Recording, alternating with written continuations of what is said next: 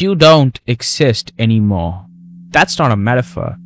The man who walked through the gate this morning had a name, a history, a country. The Legion took all of it.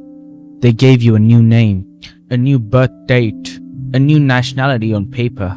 Whatever you were running from, debt, a warrant, a life that stopped making sense, none of it followed you through that gate. The Legion doesn't ask. That's the deal. You give them 5 years. They give you a chance to become something else. What they don't tell you is what that costs. 80% of the people who walk through that gate don't make it to the end of basic training. You're going to find out which side of that number you're on. Level 1, the recruit. Aubagne, France. Legion headquarters. You showed up with nothing. That's fine. Everyone shows up with nothing.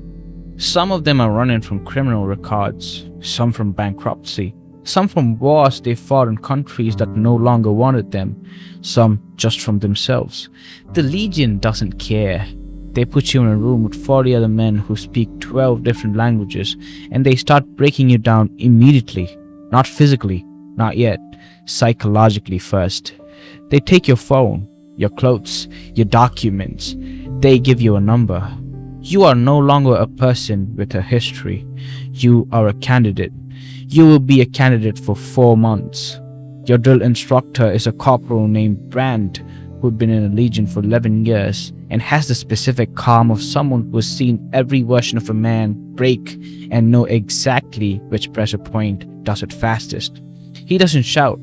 He doesn't need to. He just waits. The first week, 3 men from your intake quit. They walk to the gate, say they want to leave, and the Legion lets them go. No argument, no persuasion. The Legion doesn't want men who need convincing. By week 4, 6 more are gone. By week 8, you are one of 17 left from 40. You haven't done anything heroic. You've just refused to stop. That's all it takes at this stage, refusing to stop. Level 2, the Legionnaire. Basic training ends. You are now a Legionnaire, second class, bottom of everything. You are assigned to the 2nd Foreign Infantry Regiment in Nimes. Your section has men from 19 countries. Nobody talks about before. That's an unspoken rule that becomes spoken very quickly if you break it. What you were doesn't matter here. What you can do matters. What you're willing to do matters more. Your first deployment is Mali, Sahel Desert, 47 degrees, insurgent activity in 3 provinces. You spent 4 months on patrol in terrain that is trying to kill you independently of anyone shooting at you. Heat, sand, distance from anything that makes sense. Your section leader is a sergeant named Kowalski who came from Poland 12 years ago and whose real name nobody knows and nobody asks. He tells you something on your 3rd week in Mali. He says, the desert shows you what you actually are. He says, not what you thought you were, what you actually are. You spend 4 months finding out. What you find isn't entirely what you expected. Some of it is better, some of it isn't. You file it. You keep patrolling. Level 3, the Corporal. 4 years in, you earned it. Not through politics, not through connections, through the specific accumulations of things done correctly under pressure over a long enough period that the people above you stop watching as closely. That's what promotion in the Legion looks like. They stop watching as closely. You now lead a fire team, 4 men. One of them is a Romanian named Dinu, who is the best shot in the section and has a habit of going completely silent before anything serious happens. You learn to read Dinu's silence. In Djibouti on a Tuesday, Dinu goes silent during what should be a routine perimeter check. You stop the team. You wait. 40 seconds later, you find out why. You make a decision in the next 3 seconds that you will think about for years. Not because it was wrong, because it was right and it still cost something. That's the thing about decisions made correctly under pressure. They don't feel clean, they feel necessary. There's a difference. Level 4, the Sergeant. 7 years in, you're on a section now. 12 men, 12 different versions of the same story. someone who needed to disappear and chose the Legion as the place to do it. You understand them better than you expected to, because you were them. You are still them in some ways. The difference is, you've been here long enough to know what the Legion actually asks of you versus what it pretends to ask. It pretends to ask for discipline and physical endurance. What it actually asks for is the ability to follow an order you don't fully understand in a place you've never been, against a threat you can't entirely see, and do it without hesitating. That's a different thing entirely. Gabon, a hostage situation involving French nationals. You're the first unit on the ground. No full briefing. Incomplete intelligence. 3 possible locations. You split your sections. You take the risk. You find them in the second location. The debrief afterward is 2 hours long. Your commanding officer tells you the split was operationally sound. He also tells you it was the kind of decision that ends careers if it goes wrong. You tell him you know. He looks at you for a moment. He nods. You go back to your section. You don't tell your men how close the margin was. They don't need to know. You need to know. Level 5, the staff sergeant. 10 years in, you are now a French citizen. That happened quietly. A farm, a signature, a handshake from an officer who has given the same handshake to hundreds of men. The name on the citizenship papers is the name the Legion gave you, not the name you were born with. You think about that for exactly 1 day. Then you put it away. You're also responsible for training now. New recruits come in through basic. You watch them the way Brandt watched you. You look for the ones who are going to make it. Not the strongest, not the fastest, the ones who refuse to stop. There is a recruit in the current intake named Vasquez, technically below average, physically in the bottom third. But when everything goes wrong in a drill, and you design the drills to go wrong, Vasquez is always still moving. Not forward necessarily, just still moving. You put a note in his file. 3 months later, he's one of 12 who graduate from 41. You were right. You're not always right, but you're right about this one. Level 6, the Adjutant. 13 years in. You are now senior NCO. You've been in more countries than you can list easily. Mali, Djibouti, Gabon, Central African Republic, Afghanistan, French Guyana. Each one left something. Not trauma exactly. Weight. The specific weight of things witnessed and decisions made and men lost, and the gap between what the mission briefing said and what the mission actually was. You carry it the way the Legion trained you to carry everything, without showing it, without stopping. A younger sergeant comes to you after a particularly bad operation in the CAR. 2 men lost. Outcome achieved, but at a cost nobody wanted to pay. He asks you how you process it. You think about what Kowalski told you in Mali 13 years ago. The desert shows you what you actually are. You tell the sergeant, you don't process it. You tell him, you carry it and you keep moving, because stopping doesn't help the men you lost, and it doesn't help the men still with you. He looks at you like that's not enough. You tell him, it's not enough. It's just what there is. He nods. He goes back to his section. You watch him go.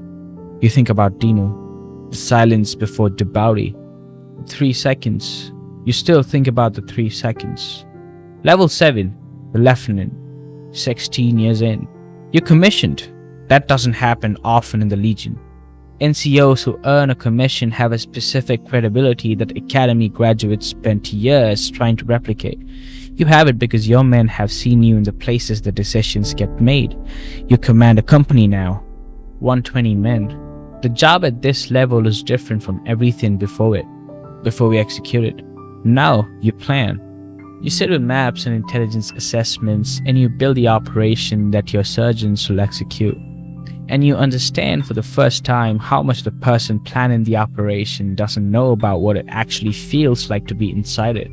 You were inside it for 16 years. You know exactly what the planner misses. You try to miss less. You don't always succeed. An operation in the Sahel goes sideways in the 3rd hour. Not catastrophically, but sideways. You make 4 decisions in 6 minutes, all of them defensible. Two of them you'd make differently if you had the time back. You don't have the time back. Nobody ever has the time back. You write the after action report yourself. Every decision, every minute, everything you'd change. Not for the inquiry, for yourself. Because the only way to make better decisions next time is to be honest about the decisions you made this time. Level 8, the captain. 19 years in. You've now been in the Legion longer than you were alive before you joined. That math hits you one morning for no particular reason. You sit with it for a few minutes, then you go to work. Your company is preparing for a deployment to an unnamed location under a classification level that means you can't tell anyone where you're going or what you're doing there. You brief your lieutenants. They brief their sergeants. The sergeants brief their sections. By the time the information reaches the Legionnaire, it has been reduced to show up, bring everything, be ready for anything. That's always been the Legion's actual briefing. Everything else is elaboration. A Legionnaire in your company finds out his father died, back in whatever country he came from, under whatever name he used to have. He comes to you. He doesn't ask to go home. He just tells you. You sit with him for 20 minutes. You don't tell him it gets easier. You don't tell him the Legion is his family now. You've heard both of those things said to men in his possession and watched them ring hollow every time. You tell him, I know. You tell him, that's all I've got. He nods. He goes back to his section. Sometimes, that's all there is. Level 9, the Commandant. 23 years in, you command a battalion, 800 men. The Legion's full operational weight runs through your decisions now. You send briefings at a level where the language is strategic rather than tactical. Not which route, not which position, which outcome, which cost, which risk is acceptable. Acceptable is a word that means something different at this level than it did when you were a Legionnaire in Mali. At this level, acceptable is a calculation. At that level, it was a man next to you. You try to keep both versions alive in your head simultaneously. It's the hardest part of command at this level. Not the decisions, remembering what the decisions actually are. A journalist requests an interview about the Legion's operations in the Sahel. Your communications officer asks you how you want to handle it. You decline, not because you have something to hide, because the Legion's work doesn't survive being explained to people who haven't been inside it. You've tried to explain it 3 times in 23 years. Each time, the person you explained it to understood less afterward than before. Some things are only legible from the inside. Level 10, the Ghost. 27 years. You retire in Aubagne, where it started. There's a ceremony. The Legion does ceremonies correctly, with weight, with silence in the right places. You shake hands with men who served under you, men who served over you, men who were there for decisions that don't appear in any public record. You walk out of the gate. The same gate you walked through 27 years ago with nothing. You have a name that isn't the one you were born with. A citizenship you earned in a way most citizens never had to. A pension from the French Republic, and 27 years of wait that doesn't have a filing system. You think about the man who walked through the gate the first time, whatever he was running from. You never fully resolved whether you were running from it or whether the Legion just gave you somewhere else to put your attention for long enough that it stopped mattering. You think about Kowalski.